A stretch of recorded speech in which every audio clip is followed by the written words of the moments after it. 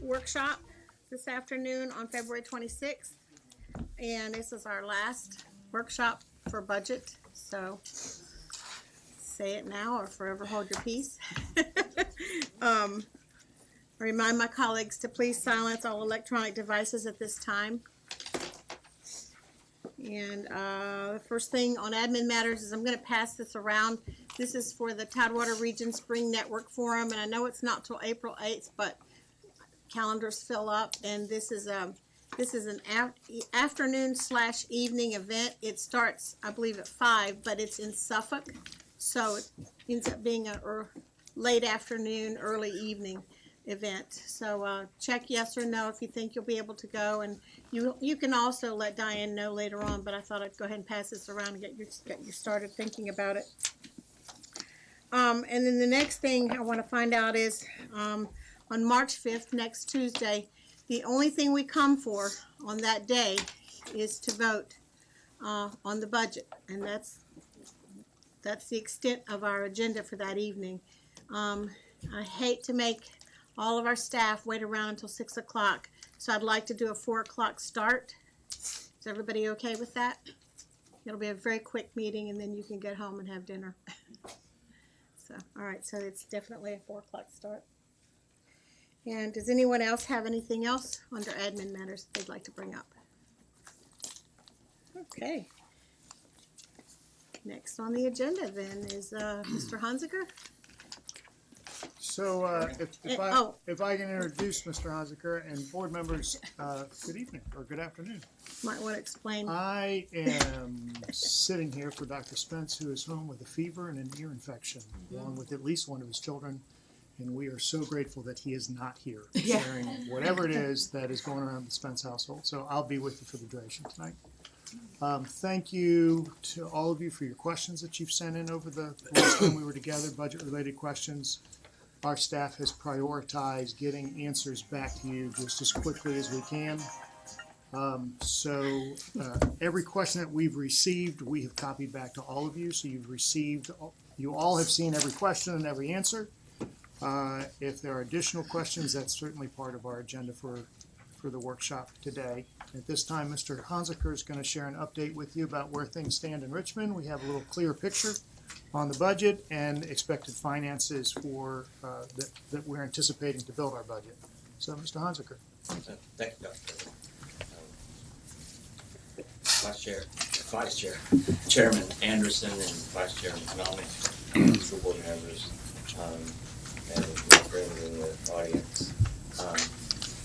I'm going to speak to you just about some of the major highlights that affect money that was in the final budget bill. I'll just preface my details with this. It's going to be, the final bill is going to come very, very close to what we talked to you about, how we balance the budget. We still don't have any details from BDOE. We don't even anticipate getting a calcul, maybe even for another week, because they have to analyze everything in the budget now as opposed to what they have done before. But to hit some of the highlights, the Virginia Municipal League has done, I think, the best job of summarizing what the final bill was, and I'm just going to cover a couple of those or a few of those things. But there was a language amendment that permits the use of at-risk funds to hire testing coordinators and also licensed behavioral analysts. The intent of that, which requires public school counselors to spend at least 80% of normal school hours providing direct services to students. That was a key feature of the House package. So we will get some additional counselors out of this in the next item I'm going to share with you. But we now, with at-risk funds, can hire the licensed behavioral analysis and the testing coordination. That was not possible before this amendment. the budget adds $12 million statewide for 2020, which is next year. That's to implement part of what the governor's recommendation was initially, which was to have a 5-year phase-in of reducing the counselors' student ratio. So we'll get part of the first year's phase-in, and our number that we shared with you last week, and I think we were down to having maybe an additional 6 or 7. I think that's pretty much going to stand. So that's good news. There was a 2% increase that was funded in the bill for compensation for those SOQ supported positions. That 2% added to what was in the original biennial budget of 3% adds up to 5% over the biennial, which is over this year and next year. So it's not a 5% next year, it's over the current year and next year. So the one small change that they made is the funding begins in September instead of July. That's not going to be a problem for us because we always budgeted having our salary increases begin in July. There was another item that was funded. Won't be so helpful to us, but it will help a lot of other school districts that have a need. And that was a $35 million increase in the literary fund, which would support school construction projects. That's really schools division borrowing money from the state at a low interest rate. And 30 million of that 35 will be for the first priority waiting list. And I don't think, Tony, we're on that waiting list. We're not. So won't be helpful to us, but it would help other districts throughout the state that have a need. And that's basically really the things that were highlighted in terms of budget changes in the final bill. I think was the school board provided with a summary that Joel Andrus sent over the weekend. Kemper Consulting, did you all receive that? Okay, he did a general, No. not just about education, but Yeah, a Ross general sent summary. Oh, Ross, Yeah. Yeah, you did. Yeah. Okay. Ross did, From Ross.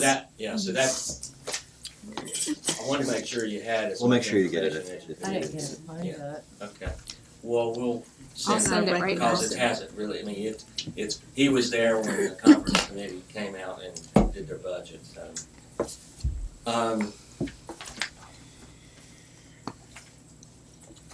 What you see on the screen, is where we were last week, where we showed you how we would blend the Senate and the House budget, and what we would have to reduce. On that spreadsheet, we showed you the additional funding that we would get from the city. That's still a good number.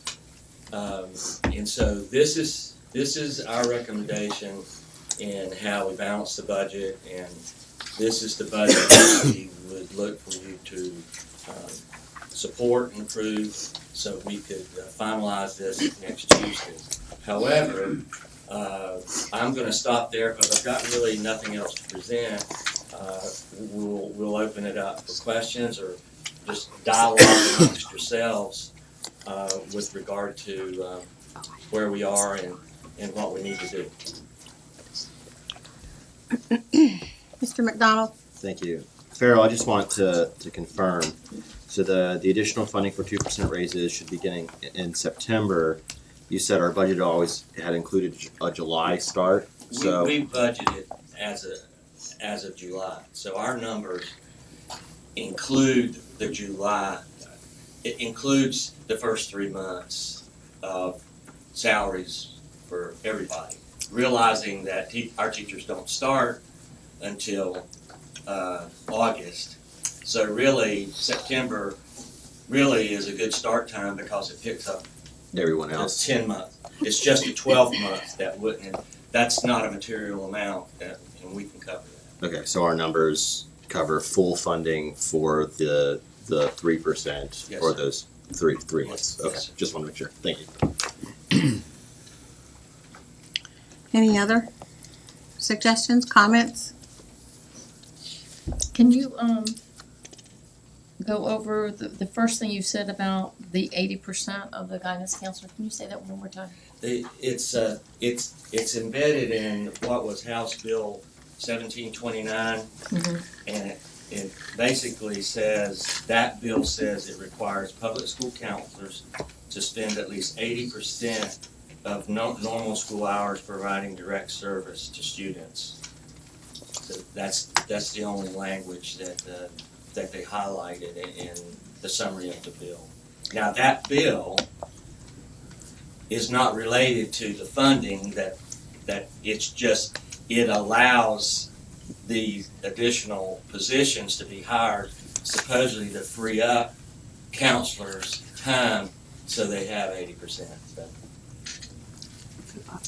That's gonna that's, So my question is, how much is the state providing for these extra positions we're gonna need? Are they providing they anything will since they provide, are saying we need it? that's where, the amended budget will provide additional guidance counselor positions. The sixth one. That's the the, six or so seven. the state's going to provide the money for that? Well, The those SOQ. those positions. SOQ Yeah. positions. Okay. Yeah, we go far beyond the state in our allocation. Okay.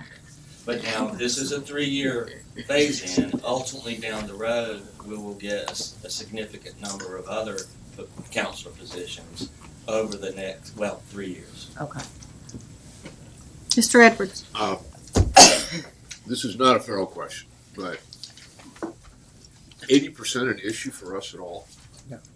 I would think not, but I mean, I'm not sure what else. I mean, I would assume where guidance counselors go in and work with an entire class, that's still direct delivery of services. And I know they do individual and they do full class, but Yeah, there are some school divisions, smaller school divisions that don't have administrative support that we are able to provide. okay. And so school counselors in some school divisions function as quasi-administrators and have duties outside of counseling students, testing responsibilities that we do not burden our school counselors with outside of 504s. Right. Our school counselors are 504 coordinators, but that's not taking 20% of the time. We recently surveyed, there was as part of our evaluation cycle, we presented information to the board about school counselors. And I remember looking at that, and it was not more than 20% of their time serving in administrative roles. The law allows to up to 20% of the time, 80% of the time working with kids, whether that's large group or small group or individual counseling. So, no, we're not concerned, to answer your question.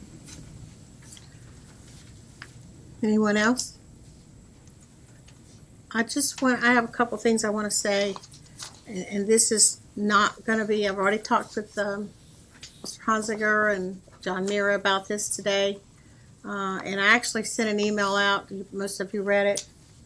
But my feeling is that I want to see us, and there's nothing we can do about this year, but I want to see us in Virginia Beach become the leader in the region. And so my plan right now is, I already have put a call into the mayor, and I want to sit down with him and have a talk, because I want us at the 5-year, at the 10-year, at the 15-year mark. I'd like, when those numbers go up in the next 3 or 4 years, I'd like to see us be leading this region. This city needs to be leading this region, and not only with teacher pay, but I think we should gather together our support with the police officers and the firefighters. And so I just want to put that out there. It's something I'm going to work on. I've already actually spoken to the mayor generally about having a meeting, but we haven't sat down and worked out the details. So I have a call into him, and I'm going to set up a meeting, and if anybody would like to speak with me further about it, that I want to work on that. Plus, I would like to work on a few things with our health care, because one of the things that I think we've heard from our employees is that they have felt the pinch in the last 8-9 years. They have certainly felt the pinch of their take-home pay, and it doesn't have a whole lot to do with raises as much as it has to do with every time they got a small raise, it was eaten up by health care premiums and deductibles and that type of thing. So I'd like to work on some ways, and I have a couple of ways that I'm going to work on with the mayor, that maybe we can help ease some of the problems that our people feel. So if you would like to talk with me one-on-one, I'd like to talk with any of you about it. We'll sit down and have coffee and discuss this. So, Ms. Riggs? Yeah, I need to make a couple of statements here too. I'm really concerned with our pay increases for our teachers. Obviously for all the employees, but especially the teachers. We work our teachers hard, and we all know it. And we get a lot for our buck. It's time to put that up front, to start looking at it instead of leaving it to the end. And I know we have said, we need to get a 3% increase. We need to get 5% over the 2 years, but it's still, they're still not there, because when I look at, and I heard this back when I was teaching, it's been 6 or 7 years since I retired, 2012, 7 years, where teachers were saying, I'm not making any more money than what I made when I started 8 years ago. It's gotten ridiculous. We've got to do something more, and it's and coupled with the insurance premiums and the insurance costs, and then also having to put, it used to be, well, the state would say, well, we can't give you an increase every year, a good percentage raise, but, we're going to pay that 5% of your VRS. Well, the VRS is a joke for some people. They don't even get it anymore, like the old people did. So that's, again, another thing that has taken away, and they're not getting any more money. I can't say it any more simpler than this. The bottom line is they're not seeing it. And they're losing more and more. And I'm afraid, I know we're looking good because Virginia Beach is a great place to teach, but how long do they stay with us? I know we don't see them leaving in droves, but we do see them leaving. And to be honest with you, many of us wouldn't teach for that. We would not work for what we have to do, what they have to do for what they get paid. And I think it's something seriously we need to look at. Like Bev said, can we do it this time? Obviously not. There's so many things the state's asking us to do. But we can't keep kicking this can down the road and saying we don't have any more money. We've got to do more for them. It's not showing. It's not showing in their paychecks, not showing in their style of their living expenses. They can't even live in our city. So I'm concerned, and I want to see us do something about it. Ms. Williams? I appreciate those comments, but last week and this week, it's easy to point fingers to our state delegation and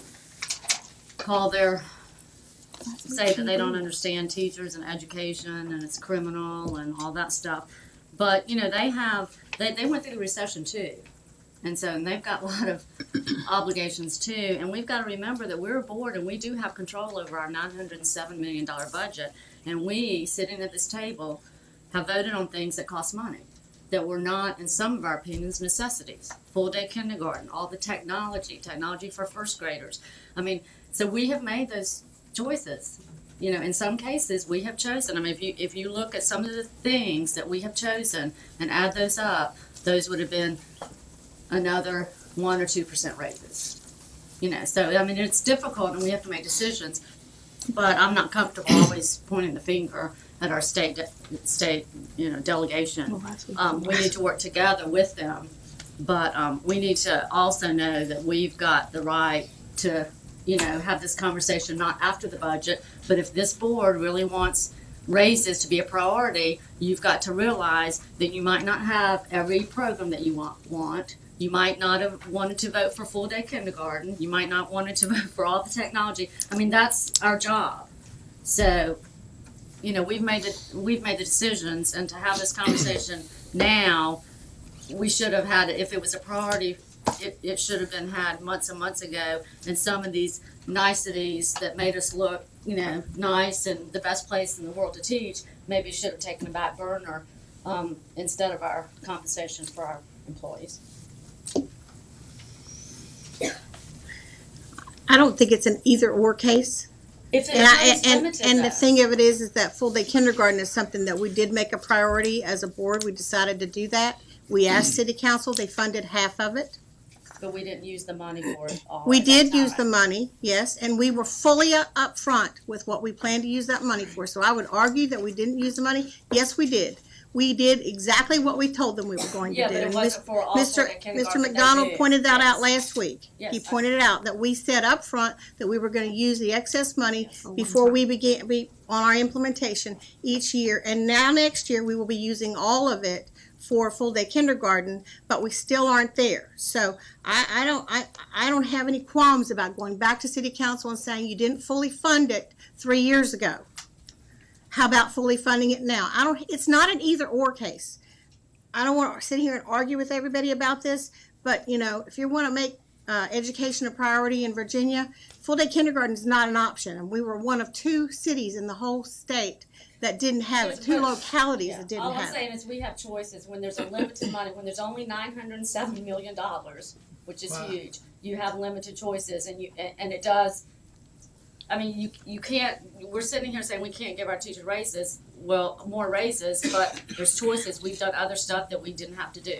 Right. And to just But sit we there and did say have we- what's we- called the perfect storm, starting in 2008 with Yeah. the recession hit. and so did the state. And so Yeah. the state And the city. cut us drastically. At the same time, in 2012-13, they started taking VRS. At the same time, insurance premiums skyrocketed. So the perfect storm came to be. And all of a sudden, all of our people, our employees, were feeling the pinch. And we haven't recovered from it. We haven't recovered from all that. Miss Manning. So I agree with what you said and what Ms. Riggs said about teacher pay. I would like to be able to give teachers more money. I really would. I think that we're asking much more of them. They've got more issues in the classroom with student discipline problems. And I admire our teachers, and I think we have some very fine teachers in our division. But you were talking about a perfect storm. Our taxpayers had a perfect storm too. And people are still recovering from that. And when we're asking for all of this, you've got to remember that we're asking our taxpayers for this, including our employees, who will be affected if we don't find the money within our current almost $1 billion budget. And so I think over this next year, we need to maybe relook at our budget priorities. Last year, I asked the board to not implement the one-to-one vices in elementary school for $1.5 million. That's money that we could have put toward our teachers, and I asked for that, and we didn't. I want to thank administration for finding a way so that we didn't have to raise healthcare costs for employees this year. I think that is huge. As Mr. Hunziker sent us in an email, the Affordable Care Act has caused our health premiums to skyrocket, not just here in our division, but for everybody in our community. This is not just about employees of Virginia Beach City Public Schools. This is about everybody in our community who wants us to have the best public schools in the nation, including me. But we have to do it within the current budget constraints that we have without asking for more taxpayer money. Mr. Edwards. I raised my hand before a lot of words just got said at various ends of the table. The reality is the state had its perfect storm as well. The proportion of the general fund that now gets statutorily drug into Medicare is, something that they couldn't control. Do they need to do taxes differently or higher at the state level? Maybe, probably. Numerically, the state is not recovered for what they do for education. No, I mean, I say I understand why, but I don't, as a school board member, have to like that. I still think the state needs to weigh in. So maybe if you don't point a finger, you ought at least, you know, they need to do better for education, and Definitely. and but I understand why they haven't. So I think we should probably be leaning on them with some empathy for the fact that it's not like they were squirreling it away and running off and doing other silly, frivolous things, because I don't think that happens much at the state. But I do think the state needs to do more. And the full day kindergarten, that keeps coming up. Not only in this group, but I mean, I was defending it to somebody. There's still so much ignorance out in the community that they did not understand that we were one of 3 communities, only 3 in the state that didn't have it. And I said, you could, I was one of the last to keel over on it, but and it really was not on an academic basis. It was on a economic development basis. I was absolutely embarrassed, and I didn't see how Virginia Beach could sell itself as a good place for a company to locate if we had a school system as good as it was in every other respect that didn't have full day kindergarten. And I still absolutely believe that. And I'm glad we've got it. It's an expectation of the people that are a couple generations younger than many of us at the table here. And I think it's the right thing to do, and I think we ought to quit talking about it and accept it as we're doing it, and we need to get it done. My biggest issue on full day kindergarten is explaining why it takes $7 million to get 9 more schools. Exactly. Well, I understand, but it's it's a very hard sell out there to explain the Title I piece and untangling and all that. It's but that's the box we've got ourselves in, and it is going to take a whole lot of money to finish those 9 schools and do it the way we have to do it. So I think we all need to accept the program and please be ambassadors for it, because we are doing it and we will need the money. Hopefully internally generated through the economy and real estate continuing to be robust in Virginia Beach, I hope. Right. So, and maybe the newspaper could give us some help in educating the community on why it's going to take so much more once we don't have the Title I school money to use for kindergarten. And I'm looking at our newspaper person here, our reporter. So it would be really helpful if the paper could really do a good analysis on why we need that money and why the Title I money goes away for the use of kindergarten. Ms. Weems? Yeah, I just chose that because it was a big money item, and I wasn't the first. I wasn't the first one, but once the majority of the board voted, as you remember last year, I didn't vote for the budget because I thought we should push and go ahead and get all the kindergartners on board, because I'm thinking, why is it taking us 5 or 6 years to do this? So so that's that. But I'm just bringing out the point is, if we want salaries to be a priority, we don't start adding this other stuff. We start talking about salaries right now.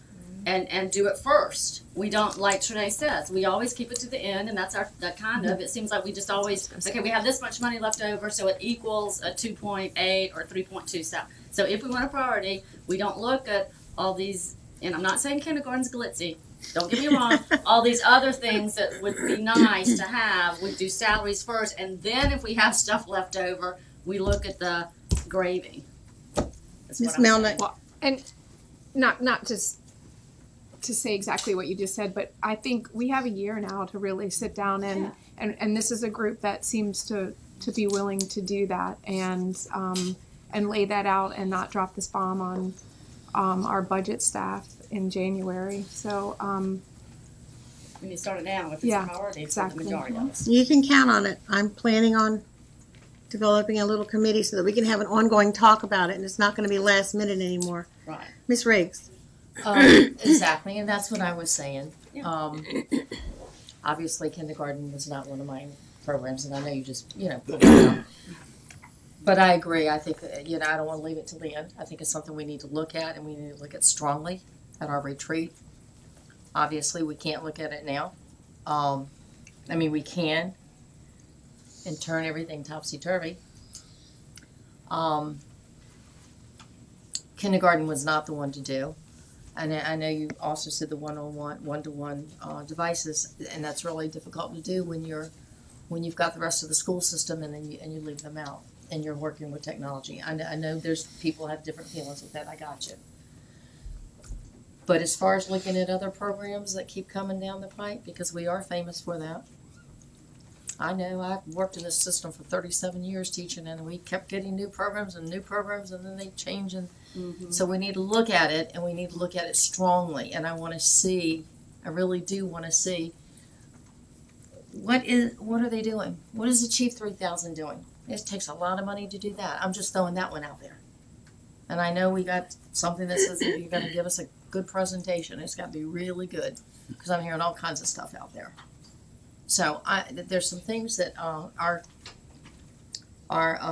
contract's up next year for that. We can't do that this year, but we can look at it very strongly. And I think there's some things we really need to look at. So I'm just saying, you're not going to see my hand going up for every project that comes around now.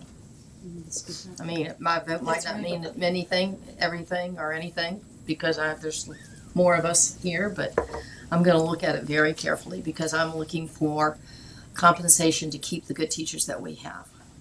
And we're a good system, and I can tell you, there's a lot of people that are thinking about, this is it, I'm leaving. Ms. Hughes? I also would like to see teachers paid more, and the reality is you have X amount of money you can spend and you can only spend it once. Of course, the ACA sent healthcare skyrocketing. That's not a local level thing, that's not a state level thing. My family went without insurance at all for a couple of years because it was the mortgage or that. So everybody's feeling that. Second of all, I think that you need to think about what you want to cut to pay teachers more. Yeah. You can't just say more and try to spend that same money twice. So it might be time to ask teachers who are in the trenches every day what things are not as important as this, and take some feedback there. They're out there every day. They know what works and what doesn't work. And I think that it might be time to ask that, because you just can't spend the same money over and over and over. Ms. Manning? So, and to piggyback on that, I think we need to look at the cost of our school buildings as well. I mean, we're getting architectural design awards on our schools. Is that our goal? If that's our goal, that's going to be way more expensive. We need to look at using the same design more than once, like we used to. And I hope that we will have serious conversations about that as we're looking at the plans for Princess Anne High School, which is the next school being built. Anyone else? I don't have any else in the key here. I have a question. Ms. Williams? Is John in here? Okay. How many of our teachers, I know you've given this to us before, but how many of our teachers left last year? Not counting the retirees. Yeah. Yeah, because, not counting the retirees. I don't have it at my finger. I can pull it up if you give me. Yeah, you emailed it to us, but I've forgotten how much. You thought it was 80. Is that right? I know you I don't want to quote a number without having Okay. it. I might have Okay. some more. Can you send that to me again, or us again, please? Thank you. Anyone else? I guess that's it. We are ready for the special ed presentation. We will prepare necessary documentation and documents for next week. Thank you. Thank you. Farrell, Yes. before we leave this topic, did you want the board to give you some signal Well, between now and next week? I think there's consensus. I guess he's looking for potentially I don't see formalized consensus if there a is. formalized consensus. Well, I mean, is there any objection? Maybe Does anyone have any objection to Farrell going ahead with writing up the resolutions and as the budget stands at this point? There it is. thank you. Yeah, I think so. That's probably fair.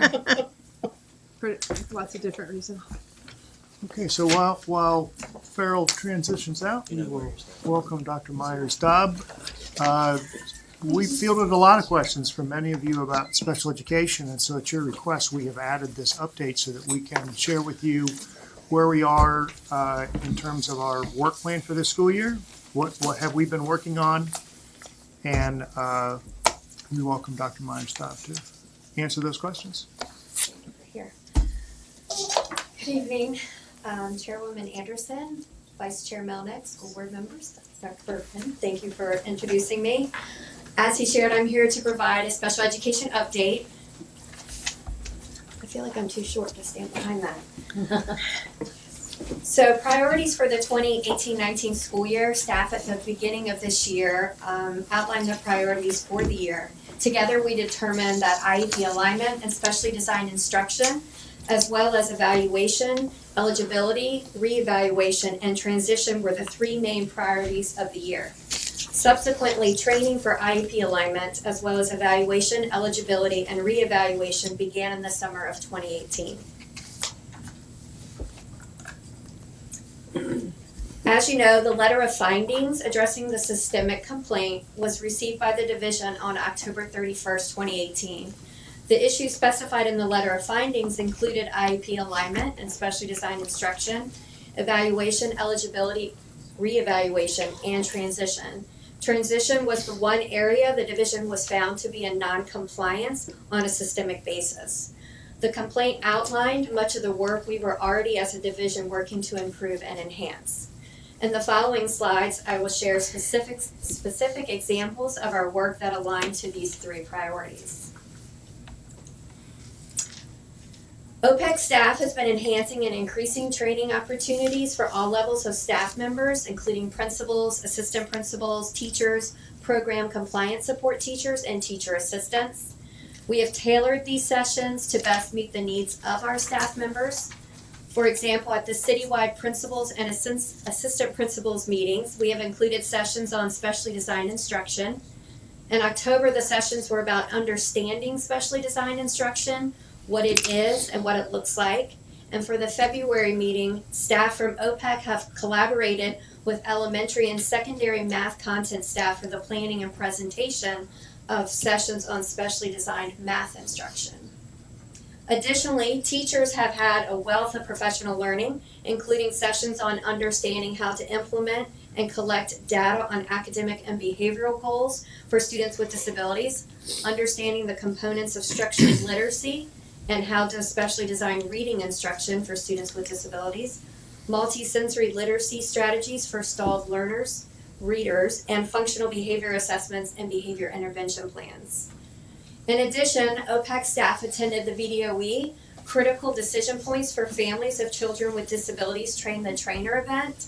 And the purpose of this training program was to assist participants in training families and understanding the concepts such as keys to child's academic success and the decisions necessary for a child's educational path.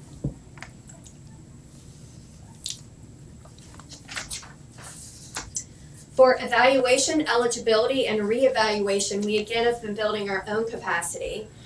In July of 2018, VDOE staff provided technical assistance on the best practices for special education evaluation and eligibility process to coordinators from OPEC as well as a psychologist representative.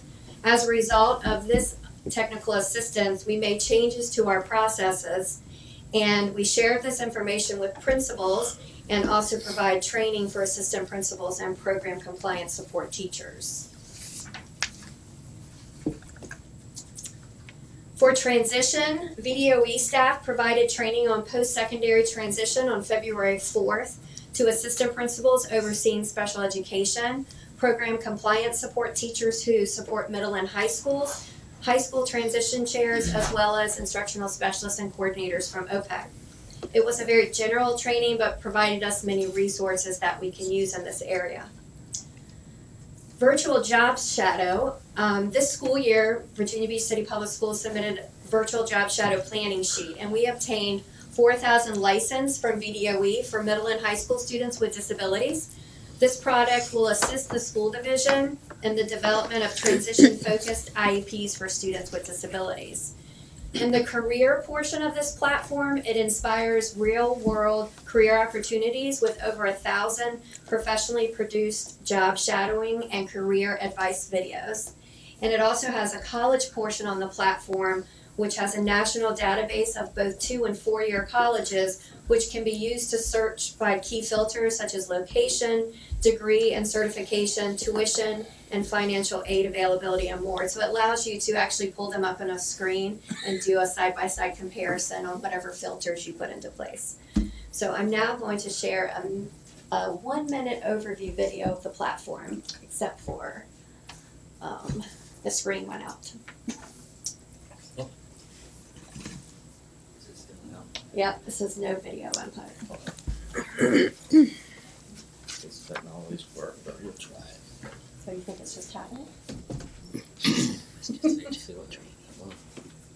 Come on. Oh, there it is.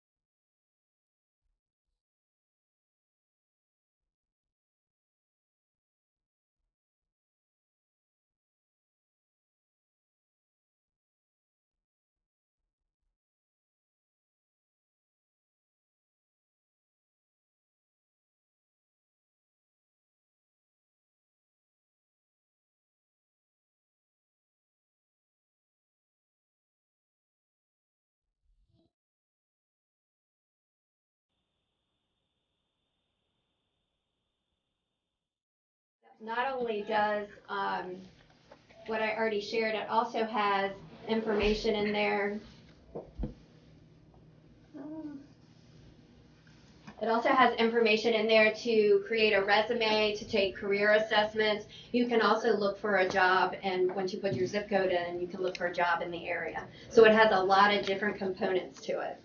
Is it specifically only for students with disabilities, or can it be used for anyone? Well, the license that we received were specifically for students with disabilities in middle and high school. I see. But it isn't a program specifically for students with disabilities.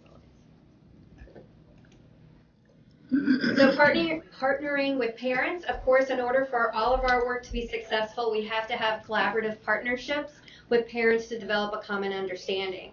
As such, we have increased our efforts to work more directly with parents. Staff from the Office of Programs for Exceptional Children, as part of the Parent Connection series, presented on navigating the special education evaluation and eligibility process. The purpose was to provide information to guide and empower parents and staff, adult students, to better understand and engage in the special education eligibility process. We also, the Parent Support Information Center postcards were created and distributed to schools this year. Oh, yeah, I've been Pass waiting for these those. around. They were provided to provide to parents and adult students at IEP and special education committee meetings. The card provides the phone number and address of the center as a resource for parents who have questions or want assistance with the special education process. Also, at the February meeting, members of from Special Education Advisory Committee were provided the opportunity to provide feedback on the current OPEC 5-year plan. Dr. Bob Pasternak, who is a consultant working with the division, attended this meeting as the scope of his work with the division includes assisting with the operationalizing of the current 5-year plan. Have another handout so you can see this a little bit better. We also want to make clear our reporting process for parents. This is a chart outlining who parents may contact if they have concerns and or questions related to the IEP or SEC meetings, including staff at the building level as well as staff in OPEC. So on the left side of this chart, you'll see this is the school division, and on the right-hand side, you'll see the VDOE resolution options. So on the left side for the school division, at the school level, you have the case manager, the program compliance support teacher, as well as the building administrator. Once it gets to this point, it could go back to the department, it could go to the Department of Student Leadership, or it could move over to the OPEC side. At the OPEC level, you have the Parent Support Information Center, you have an OPEC coordinator, you have the Director of Compliance and Special Education Services, as well as myself, the Executive Director of OPEC. So these could happen along the same time as any of the resolution options, like a parent might be filing a state complaint and they might be also working through us. So we can't stop them, that's their right to engage in those dispute resolutions, but certainly our hope is to solve it at the local level. So next steps, where we go from here. On March 4th, staff from OPEC will be going to meet with VDOE staff from the Office of Facilities and Family Engagement, as well as the Office of Student Services, to discuss possible technical assistance that they can provide to the division, specifically in the area of family engagement and evaluation, eligibility, and reevaluation. It's also the time of year where we're working on the Special Education Annual Plan. I'll be meeting with the SEAC Policy Committee this Friday, and then we plan to present to SEAC at the March 11th meeting, and then hopefully at the end of March present to the school board. We also, as I mentioned earlier, are working on operationalizing the OPEC 5-year plan. Right now, we're looking at identifying our highest priority items and identifying the metrics to monitor that progress. Facilitated IEPs. We have created a job description for an IEP facilitator as well as a student file reviewer. This past Friday, I participated in a conference call with the Center for Appropriate Dispute Resolution and Special Education, they call themselves CADRE, to gain information on various models used for IEP facilitation. This organization does typically work with the state agencies and not localities, but they did share that their resources could be adapted for the local level. Further discussion will occur with staff in a school division using IEP facilitation at the local level. Dr. Pasternak actually participated in that conversation, and he has a contact in a school division that's using this. In addition, we are looking at developing an intensive professional learning plan for teachers and administrators for the 2019-20 school year. So at this time, I'm happy to take any questions you may have. Wait, just a minute. Ms. Melnick, got you next. So we were found, let me just make sure this is right. We were found systemically non-compliant with transition. Yes. And then you said that the VDOE provided training, but you used the word, I wrote it down because I watched you used the word, it was general training. And so if the VDOE has found us non-compliant and they're only offering general training, while I have great faith in all of our people, are they satisfied with what they did? Or what, like, I mean, like, that's confusing to me. Okay, so, and when I say general, it was an overview of transition. So it provided a lot of resources that we can use and schools can use to address transition services for students. There were specific areas in the letter findings which were aligned to transition, such as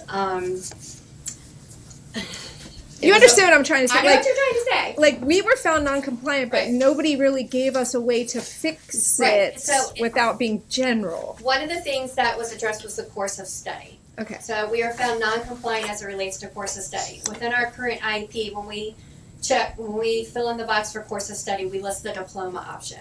So what we need to do is we need to spell out more specifically for students that are working for an applied studies diploma, we have to look at how their goals and their current coursework that they're working on during that IEP time, how is that helping them work towards their goals? So we need to really spell out what that means. Instead of just listing the diploma option, we have to say what their course of study is for this IEP year and how is that helping them work towards their goals. So that's something that we are changing within Synergy. Okay. So they did cover it, but it's something that we have to change, and we are going to provide more specific training to the areas that were in the letter of findings to make sure that Okay. we are addressing those. So that's why I said they provided a general overview and many, many resources. Okay. But we want to make sure that we highlight those areas in the Yeah. letter of findings. And our people will run with that. Okay. Thank you. And it was also the agency representative. That was another thing related to transition. So we're going to address that as well in training. Okay. Thank you. Mrs. Hughes? I am really glad to see this come out. I have to tell you, I did have a child with an IEP starting in second grade. When she was in 10th grade, I found out this center existed. So this is something that should be handed out with the family rights. What did happen, and I'm curious about this, I would call the office repeatedly to see if I could come in because obviously getting parents and teachers to work together is better for the children. And every time I called, I was told, nobody's here, you'll have to call back. The person that I need to speak to is not here. Are there any walk-in hours? Because it seems like there should be a certain number of walk-in hours and everything outside of that's by appointment. Now, my child has since graduated. At no point did I have to get an appointment. She doesn't have specific walk-in hours at this time, which is why she does ask parents to call ahead of time, because there are times that she's there and obviously she doesn't want parents to come when she's not present. But at this time, we do not have specific walk-in hours, but that's something that we can consider. Thank you. Ms. Manning? I have a few questions. What is the cost of the virtual job shadow interactive? There wasn't a program? cost to us. That was free.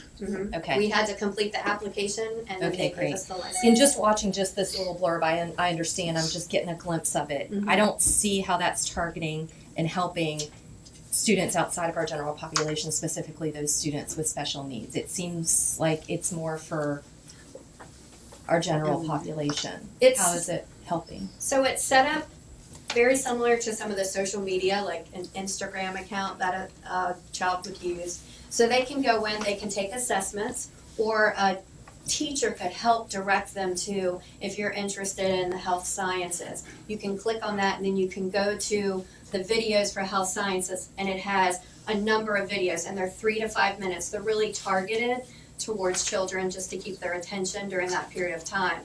And then below that, it actually interviews the person in that job, and it's like 1 minute little blurb videos based on the question that's asked of them. What was the education required of the position? And so it does go into detail of what they would have to do as they plan to possibly moving in the direction of one of those areas. And again, it's set up so once they go through and they find out they like this video, they click the little heart and it goes to My Careers, so they can actually build their own My Career section. There's lessons in there that teachers can use to help teach students on if this is what you want to be, like a small business owner, this is what you have to do in order to do that. So it's very child friendly. Most people, we did train our program compliance support teachers on it, and they were very excited about it. It's not going to replace the transition assessments we currently use, but it's definitely going to help with those coordinated activities related to their post-secondary goals. Okay.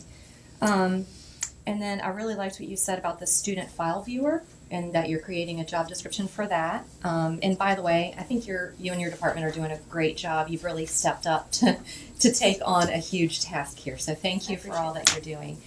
I saw that we have a sole source contract to address the systemic complaint. This might be a Dr. Bergen question. For $80,000 from Ensinar Educational Services. Can you tell me more about that and who this is and what they're doing? Kippis, Ben, do you have your microphone button there?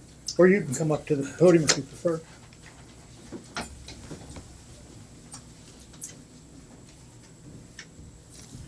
Ronnie certainly could have answered it because she spent quite a bit of time with Dr. Pasternak as well. She alluded to Dr. Pasternak working with us and helping us to primarily actualize or operationalize the 5-year plan. As the 5-year plan is wonderful, but he's working with us to work with SEAC and to work with our staff in Virginia Beach City Public Schools and working with VDOE to help us bring to life some of the pieces that are in the 5-year plan. He has wonderful expertise at the state level. What state was he? He has been a number of states. I mean, at the local, he was a superintendent, he was a director of special education, he was, I wrote this down, the assistant secretary for the Office of Special Ed and Rehabilitative Services at the United States Department of Education under Bush. So he actually did the last reauthorization of IDEA. He has a lot of contacts. He actually helped us connect with the representative at Cadre that we spoke to. He's also reached out to some of his VDOE contacts. So he's got some contacts that I think are gonna help us move forward in our work. So how long is our contract with him? How many hours, how many days, weeks? The contract is written for, as you mentioned, $80,000 over the course of the remainder of this school year through July. And I don't know exactly how many days that we equated that to be, but it does include his services in addition to some of his colleagues in helping us with our student support services as we look at our social emotional learning aspects of the special education piece as well. Okay, if I could I get a can get copy that of that information. detailed contract, I'd appreciate it. Certainly. Thank you. That's all I have. Thank you. Ms. Williams? Yes, thank you. And like Ms. Hughes, this is excellent. Very good, very good. This is one of our well-known secrets in Virginia Beach that we have this parent resource center. And I know Laura's familiar with it. I'm familiar with it. When you have a child that's just been referred to special education, you just really have no clue of what you're getting yourself into. You just have no, and there's a lot of emotions going on, you know, and so this is so helpful. So I'm so glad that we're going to get the word out.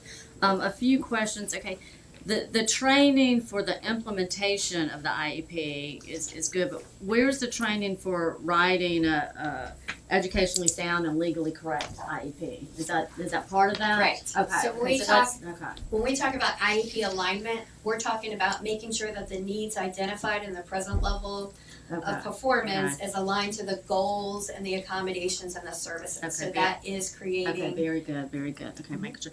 Okay, and then the case manager here that you can go to at the school level, obviously, are we still in a position where some of our case managers have maybe a student in their caseload that they're not teaching and they don't have any contact with that student? That might happen more often at the high school level, Okay. but typically at the elementary level, they're working with the students in the classroom that they're serving. Okay, because I know my son had a case manager that he never had any That will happen interaction with at all. At Okay. times that happens at high schools, because a lot of the high schools, when the student starts in 9th grade, they maintain that same case manager throughout their whole educational career. So it could be during that time that they don't actually sit in a class where the case manager is providing services. Okay. And I know we're site-based, and you don't have to answer this now, but are we looking for, I mean, is this, all this work that y'all are doing, is it making it more centralized and consistent throughout the system? Because I know we constantly hear from parents that it's so different from this school to this school and that class to that class. And so that's one of the, problems I think about, our challenges about site-based, is it's so different. Is this gonna help address that, or are you looking at making it more consistent? I mean, that's always our goal, for it to be consistent across all buildings And, we work very closely with the representatives from DOSL to make sure that we are being as consistent as possible. I mean, they communicate with parents and get back to me, and then vice versa. So I do feel that that is going to help with that consistency. Okay, and then, so we have a parent trying to figure out the IEP with the IEP team, and there's conflict. Mhm. Okay, so, and they can't resolve it at the building. So they call you, and maybe you send a coordinator out there to help. And the assistant principal is there. Who takes the leadership of that? I mean, because I know that it can be then conflict between OPEC, your office, and the assistant principal, and I hope that we don't butt heads in a power struggle, because it needs to be what's best for the student. But I've heard from parents that seem to think that's kind of that somebody gets their feelings hurt, or somebody doesn't. I mean, what's the leadership role there? I would hope that it would be the experts from OPEC. Am I correct? And I think it varies depending on how comfortable people are, depending on what's been going on with the meeting. There are times where the coordinator will attend the meeting, but the assistant principal is still facilitating that meeting, but the OPEC coordinator is participating as a team member, helping to guide the conversation. In other circumstances, it could be that the OPEC coordinator is facilitating the meeting. So I think it varies. I don't think there's a specific way for every circumstance, but obviously the goal would be that everybody is working together in the best interest of that student, no matter who's facilitating the meeting. Okay, because I think that's a struggle that we have to kind of get resolved. It's almost like when I used to coach tennis at Old Dominion, I brought outside coaches in to help me on my weaknesses, and I welcomed it. I would hope that anybody would bring outside help and welcome the help for the students. I've heard a little otherwise. Again, I want to thank you, and Tanya's in the audience. Thank you so much. I think that we've got a great team here in special education, and I'm so glad that this is a priority. I know it takes a while. We're not going to fix everything because it's going to take a long, but I think that y'all are making forward motion, doing what you need to do, and accepting that we have areas that we can improve. We've got great areas, but we have areas that we can improve, and y'all are working on that. So I appreciate it. And we need to go in their office on Laskin Road and give all these folks a hug once a week, because they have one of the hardest jobs in our school division. And I thank you for your persistence. Mrs. Holtz? Thank you. About those 4,000 licenses, so students take some training, or they shadow, and if they're successful, the licenses allow them to work. Is that it? No, it's all within the platform, the computer. So the videos just give them an option to go in and virtually job shadow somebody like a nurse. So they can go in, they're following this person virtually and see what this nurse is doing. So it's just exposing them to different careers out there and what a firefighter might do, or a police officer. But it also has different components in it that allows them to look for a job in Virginia Beach. If they want to, wait tables, you can actually go in just like Indeed and look for a job. So it just has different components, all related to their career planning as well as to seeking a job at this time. So only 4,000 people have access to that. Right, so Is that what you're saying? we gave them an estimate of the number of students with disabilities that we have in grades 6 through 12, and that's where the 4,000 came from. Do you use that? Do you use 4,000? Well, we just got them. We just trained our program compliance support teachers. So right now what we're going to do is start adding the students to the platform. And I'm not sure, once we get through adding, if we'll have a couple left over, we might. But that, again, was an estimate that we had to provide Virginia Department of Education. Okay, thank you. Mrs. Felton? Ronnie, again, thank you. This is my second time seeing this presentation. First saw it at the Equity Council, and you did a great job there as well. Like the card as well. But I want to know, I'm interested in knowing where else will these cards be housed, like parents like Ms. Williams and Ms. Hughes are familiar with some of this. There are some parents that are not familiar at all with a phone number or a building. So how will we get this information out to those parents as well that are asking me as a school board member, what do I do? Where do I go? Well, So where will this be housed? Yeah, we have some extras if y'all would like us to give you some more, but they have been distributed. We ordered about 25,000 of them, and we have distributed them to the schools. And I know they have them at various places within the school, but the goal is also during the IEP meetings as well as the SEC meetings that they are providing this to the parents at that time, or adult students. And when you say in the school, will it be visual? And I can't speak on it, I can't speak on what every school has done, but I do know that some of them have put them in like the school counselor's office. They are in other places, but I can't say that every school has put them in the same spot. Well, like Ms. Weiner said, there hasn't been a consistency across the division as well. Yeah. So with us under the VOD compliance and what's going on, we want to make sure that this get up, because that is one of the things is information and communicating that to the parents as well. Am I mistaken? Did you say there will be a website or there's a site that the parents will be able to connect with as well? Are we connecting it? Well, with the Parent Support Information Center site, like the video for the Parent Connection series that we did on evaluation, eligibility, and reevaluation, we have linked that video to our site. So any parents that weren't able to attend that, they can go and look at that video.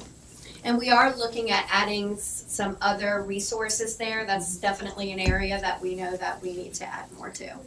I'm happy about this, Okay. and I'm looking forward to it being getting out there to the parents, because this is one thing that is really deep concern for myself as well, and I'm looking forward for best practice moving forward. Thank you so Yes, much. and as Ms. Hughes shared, the schools were told to distribute them when they provide the parents with their parental rights. Yeah. I was just going to say, every single time you have an IEP Right. meeting, you give the parental rights out. Right. And you should actually give this Right. as well as this, and explain this to them as well.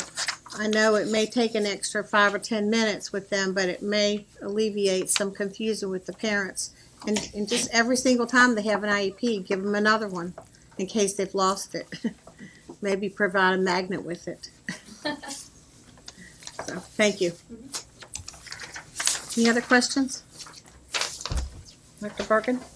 So just a couple follow-up comments. Thank you for your engagement and your questions. We were all astutely listening. And I want to echo on behalf of Dr. Spence and all of our staff, our appreciation for Dr. Myers' Dr. leadership, the work in OPEC. They're under a microscope as of late. We do have a strong and growing stronger partnership between teaching and learning and the Department of School Leadership. The question about consistency with training and expectation and oversight. We are going to continue to be very aggressive in a good way, very proactive in our making sure that all of our assistant principals received regular ongoing training about conducting IEP meetings. Our goal is always to get it right at the school level with the people around the table. As was indicated earlier, this is new information. It's just maybe parents didn't see it in the document. So we're highlighting this. It's a good suggestion that we have some walk-in hours. We'll certainly have some more conversation about that. There are occasions when it's a very heated and difficult conversation. So it was mentioned in the presentation that we're moving towards facilitated IEPs. We're going to develop a process so that when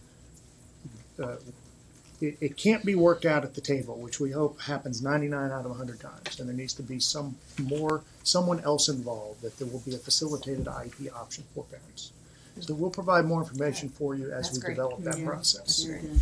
But a very good update. Thank you, Ronnie, for sharing that information with the board. There was also a question then about teachers and how many teachers do we lose, and our Cracker Jack staff has emailed you while we've been sitting here. You did get the information we did. last We did. week. We did. It was in a 24-page memo. Right. So John has lifted out of that remember. 24 Thank you, pages John. for you just the numbers from last year. We have about, is it John, 5,500 teachers? About, and we lost 300 last year.